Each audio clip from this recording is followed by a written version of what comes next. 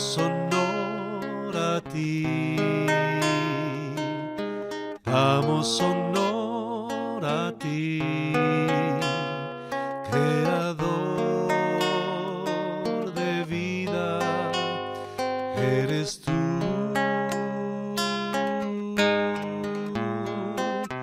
Damos honor a ti,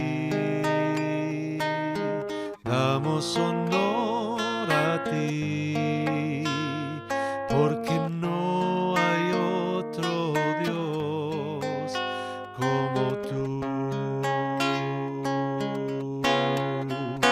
Rey de reyes, admirable, eres el principio y fin, soberano y sublime, eres nuestro Salvador.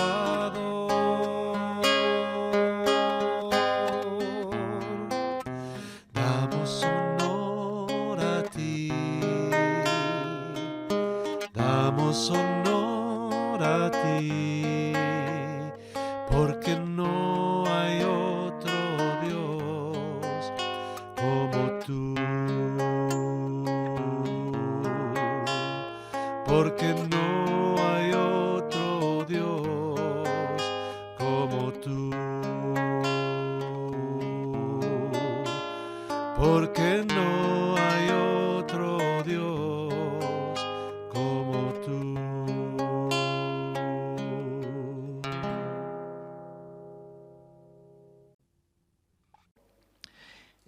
Cuando miraba el informativo, el noticiero, miraba porque trato de no mirarlo mucho, veo las cosas que están pasando, las noticias que escuchamos y vemos que cada vez está peor el mundo, cada vez está peor la gente, cada vez hay mayor cantidad de muertes por la pandemia, de hambre, de enfermedad. Indudablemente que son los últimos tiempos en que el diablo está incrementando su actividad en medio de nosotros porque sabe que sus días se terminan. Y hay un libro muy antiguo, el libro se llama El arte de la guerra. Fue escrito en el siglo V antes de Cristo. En este libro, el escritor es un chino que se llamaba Sun Tzu. Es un libro que tiene 13 capítulos. Y en estos 13 capítulos, cada uno está dedicado a distintos aspectos de la guerra y cómo se aplican distintas estrategias militares. El libro, allá por el siglo XVIII, fue descubierto por un sacerdote jesuita francés que, como sabía chino, lo tradujo al francés y en el siglo XVIII, en el año 1772, comenzó a usarse también en Occidente después de haber sido por 1500 años un manual del Imperio Chino donde lo usaban los emperadores para la guerra. Al comienzo del siglo XX, en el 1905, también un militar británico lo tradujo del francés al inglés y pasó a ser un texto, fíjense en ustedes, no solo de estrategia militar, sino que parte de las bases de este libro, que empezó a tener difusión masiva a principios del siglo XX, también se está utilizando o se ha utilizado para estrategias en otros aspectos del humanos, como tácticas para negocios, estrategias legales. Y cada uno de los capítulos analiza distintos puntos de la estrategia para la guerra. Uno de los puntos que analiza son las debilidades y estrategias del enemigo y las personales de aquel que le va a hacer frente. Otra de los puntos que este libro toca es las armas a utilizar para vencer al enemigo. Y otras son la importancia de conocer bien al enemigo para saber cómo enfrentarlo.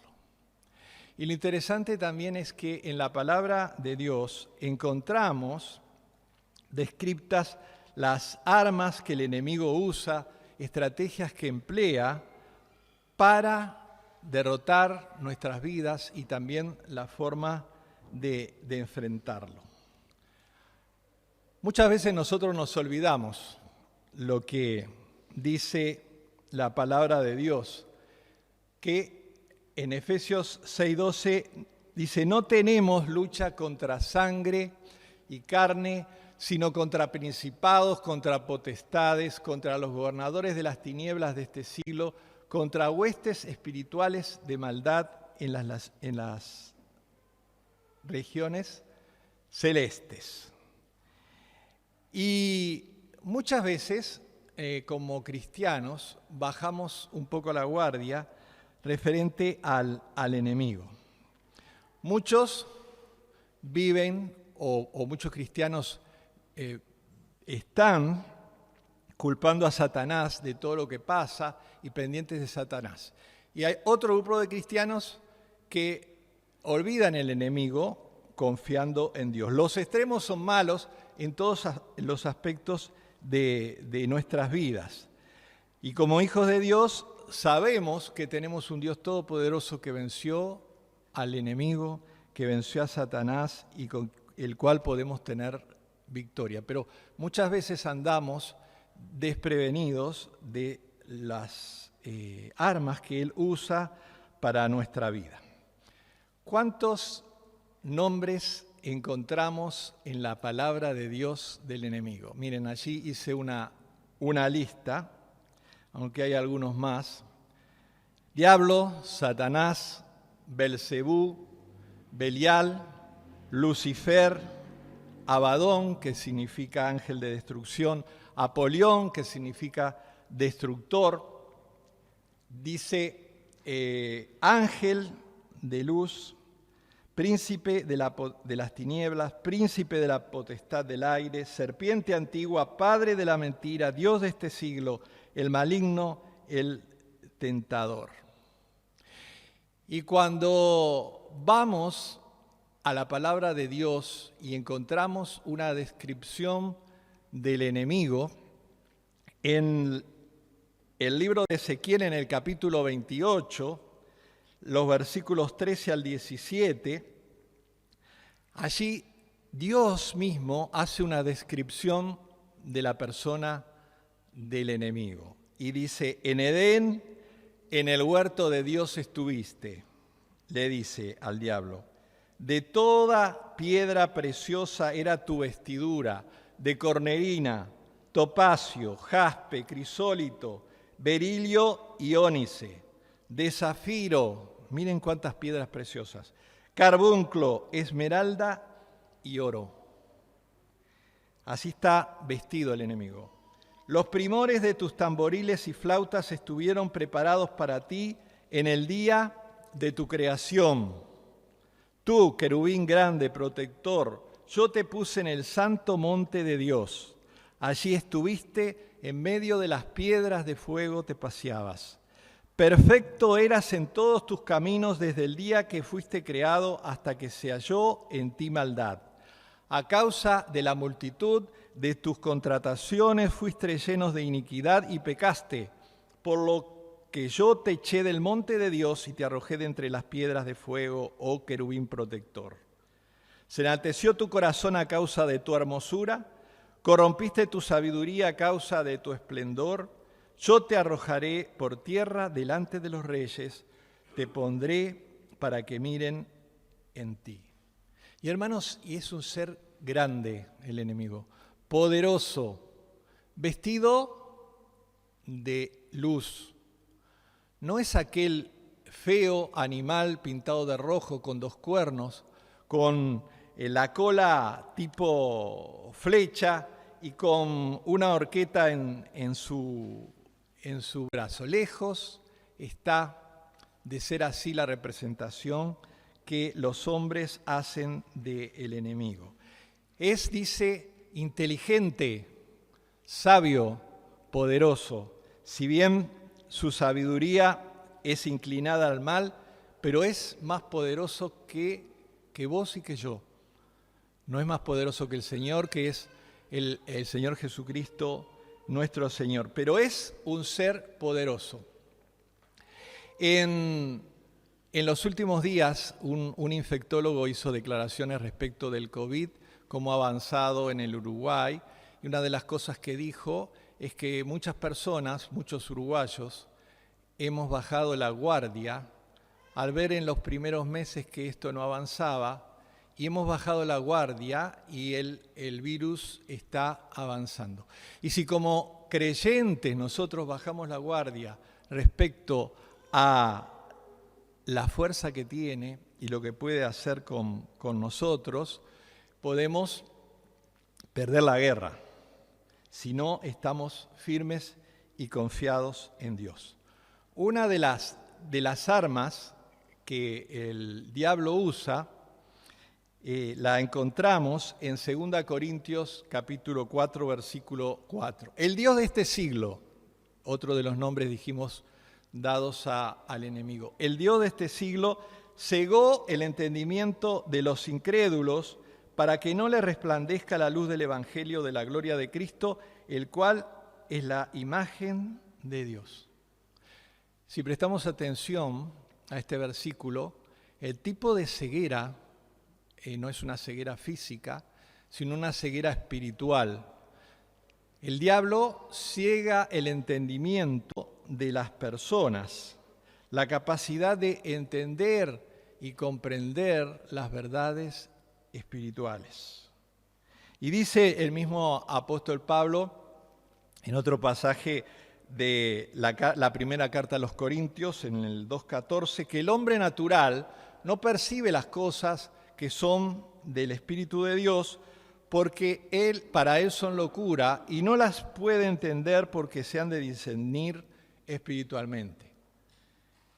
Y puede tratarse de la persona más linda del mundo, más ética, más honrada, más preparada, más bondadosa, pero si no tiene al Espíritu Santo de Dios quien le revela las verdades en su corazón, si no ha pedido al Señor que entre en su corazón para que le revele las verdades de la palabra de Dios, está ciego.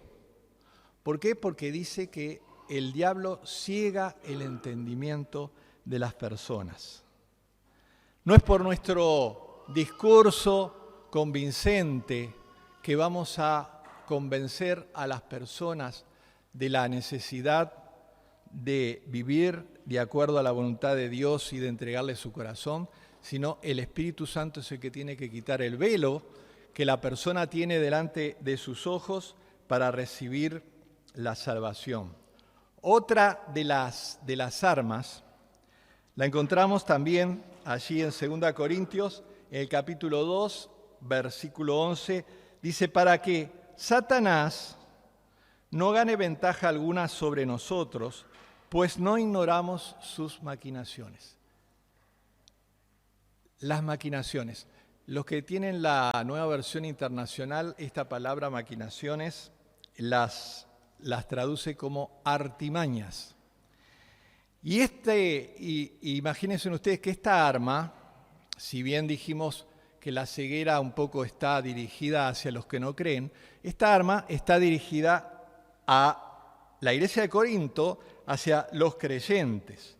La iglesia de Corinto era una iglesia grande, pujante, pero una iglesia donde había problemas, donde había pecados, donde había divisiones, donde había preferencias de uno y otro líder de la congregación.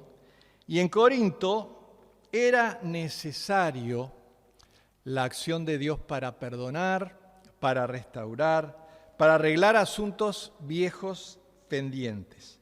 Y Pablo era consciente de que esa situación podía ser el caldo de cultivo para que, como decimos vulgarmente, el diablo metiera la cola. Eso también puede suceder hoy. en nuestras vidas, en nuestra familia, en nuestra relación con mi esposa, con mi esposo, con mis hijos. Y puede suceder también en el seno de la iglesia, en el medio de la congregación.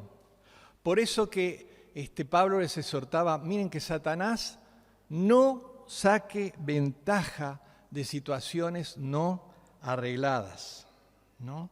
¿Cuántas personas se apartan del Señor porque encuentran o tienen problemas en la iglesia, en situaciones no arregladas, o con los líderes, o con algún hermano, que fulano es así, que mengana me dijo tal cosa, que esta iglesia está muerta, que a esta iglesia le falta el Espíritu Santo de Dios? Y Satanás toma ventaja, y puede tomar ventaja de los que somos sus hijos, a través de las maquinaciones que mete en nuestra cabeza. Nunca olvidaré cuando me fui a bautizar, el pastor que me bautizó era el querido hermano que ya está en la presencia del Señor, pastor de la iglesia de Buenos Aires, Juan Equisián.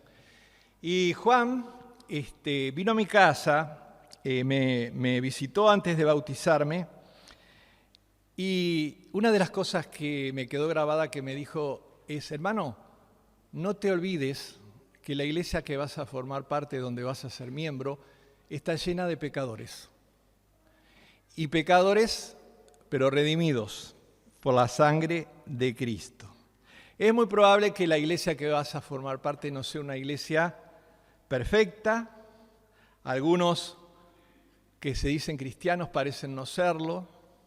Otros no parecen, pero son cristianos. Y si algún día llegaras a encontrar una iglesia en que todo sea perfecto, avísame porque yo voy contigo a reunirme ahí. No encontré, hermanos, no encontré. ¿Qué quiere hacer el diablo? Quiere, a través de las artimañas, ya sea en nuestro hogar, en nuestra familia, en la iglesia, desviarnos del propósito de Dios. Porque otra de las armas del enemigo es matar, robar y destruir. Dice la palabra de Dios en el Evangelio de Juan, capítulo 10, versículo 10, el ladrón no viene sino para hurtar y matar y destruir. Yo he venido para que tengan vida y la tengan en abundancia. Y el diablo quiere destruir nuestras vidas, quiere robar nuestra paz, nuestra esperanza, nuestro gozo.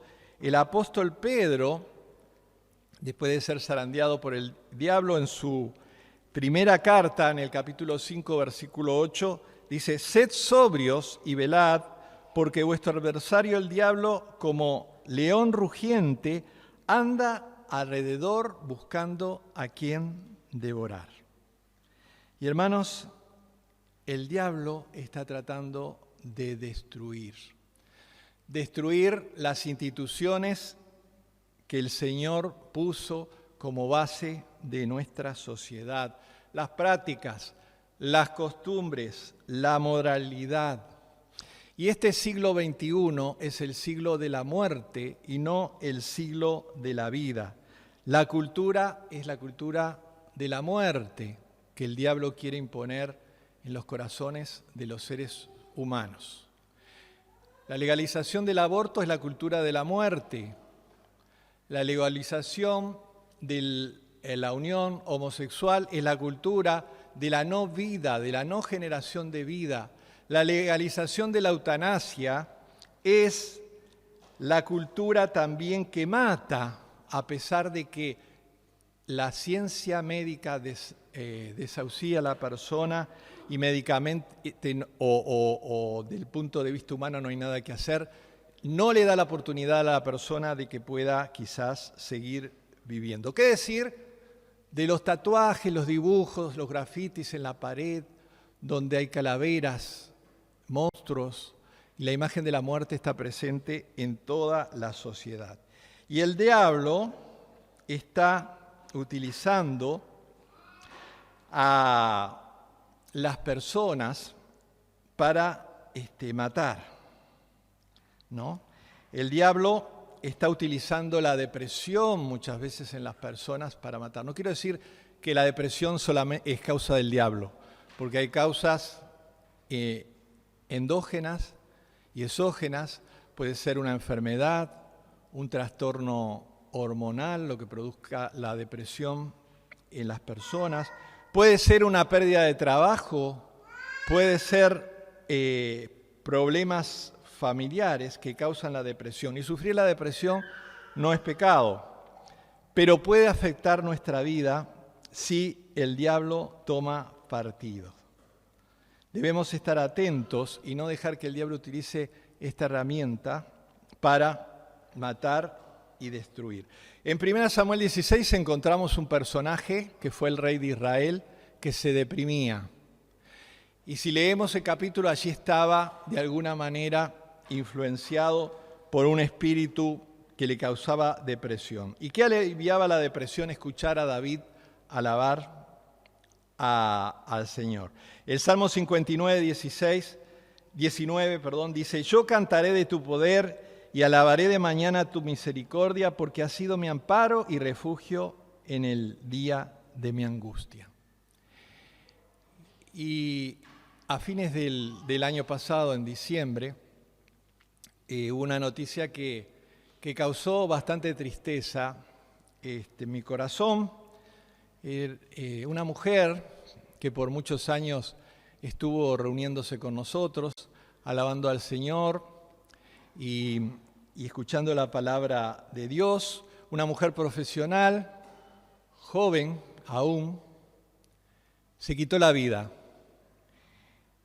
Enfrente de mi casa, un día vi cantidad de gente, móviles policiales, luego una ambulancia, un joven, muy joven, no sé qué problemas tendría, también se quitó la vida. Y hermanos, en este año que pasó, que ya tenemos un año de pandemia, han habido más suicidios que muertes por COVID en Uruguay. El diablo busca destruir, el diablo busca robar nuestra paz, nuestra alegría. Desde el principio de la creación, en el libro de Génesis, el diablo quiso destruir la armonía entre Adán y Eva, y casi lo logra, pero Dios tuvo el plan de un Salvador para librarnos de la muerte y de la destrucción. Cuando el Salvador nació allí, el diablo, a través del rey Herodes, quiso destruir a aquel que había nacido, que es el Salvador del mundo. No pudo lograrlo. Cuando empezó su ministerio, el diablo intervino para destruir la obra de Dios. Cuando fue a la cruz, también utilizó a personas para que dijeran: si eres hijo de Dios, bájate de la cruz. Y el diablo utiliza todas sus herramientas y sus armas para destruir. Y debemos ser conscientes que puede también estar usando esa arma con nosotros, sus hijos, porque a los que tienen su mano, que son suyos, no le interesa, pero al pueblo de Dios sí interesa destruirlo. La cuarta arma es la opresión. Este salmo de David, en el Salmo 42, en el versículo 9, dice: diré a Dios, roca mía, ¿por qué te has olvidado de mí? ¿Por qué andaré yo enlutado por la opresión del enemigo? Andaba enlutado, dice, por la opresión del enemigo. Y David era un hombre conforme al corazón de Dios. Y una de las armas que el diablo usa es oprimir al Hijo de Dios. Oprimir significa ejercer presión sobre algo. ¿Vieron cuando apretamos un limón para sacarle el jugo? Eso es oprimir. La Biblia, en la versión Reina Valera, utiliza la palabra oprimido, cuando se refiere a los israelitas que tuvieron 400 años esclavos en el desierto, en medio de una esclavitud, una atadura que les provocaba dolor, angustia y también no les permitía avanzar. Quiero que recuerdes las palabras del profeta Isaías que el Señor Jesús leyó en la sinagoga de Nazaret. Dice: el Espíritu del Señor está sobre mí, por cuanto me ha ungido para dar buenas nuevas a los pobres, me ha enviado a sanar a los quebrantados de corazón, a pregonar libertad a los cautivos y vista a los ciegos, a poner en libertad a los oprimidos. Y esta es la obra que realiza el Señor. Algunas de las formas de opresión son la preocupación, la tristeza, la ansiedad. Y David dice: andaré yo enlutado por la opresión del enemigo, que estaba triste, que no tenía deseos de seguir adelante, que estaba desesperanzado. Entonces, hermanos, acudamos al Señor, que es el que puede poner en libertad a los oprimidos. Cuando el pueblo de Dios quiso conquistar la ciudad de Jericó y empezaron a dar vueltas, aquellas murallas cayeron cuando empezaron a cantar, a alabar, a sonar los instrumentos. El diablo odia que alabemos al Señor, que le rindamos el culto al Señor. Y es difícil lo que voy a decir, pero si estamos tristes o tenemos algún problema, intentemos alabar al Señor, recordar que Él es el que vino a pregonar libertad, a dar vista a los ciegos, a dar libertad a los oprimidos. Y tenemos que terminar, y no les digo que no hay más armas que usa el enemigo. Pero ahora quisiera terminar mencionando algunos recursos que tenemos los creyentes, algunas cosas para hacer frente a las estrategias del enemigo. Dice la palabra en 1 de Pedro 5, 8 y 9, dice: sed sobrios y velad, porque vuestro adversario el diablo, como león rugiente, anda alrededor buscando a quien devorar, al cual resistid firmes en la fe, sabiendo que los mismos padecimientos se van cumpliendo en vuestros hermanos en todo el mundo. Y tenemos acá 3 aptitudes que debemos asumir de nuestra parte para hacer frente al enemigo: ser sobrios, velar y resistir. Santiago también dice lo mismo: someteos pues a Dios, resistid al diablo y huirá de vosotros. Y agrega una 4ª cosa más, y dice: someteos pues a Dios.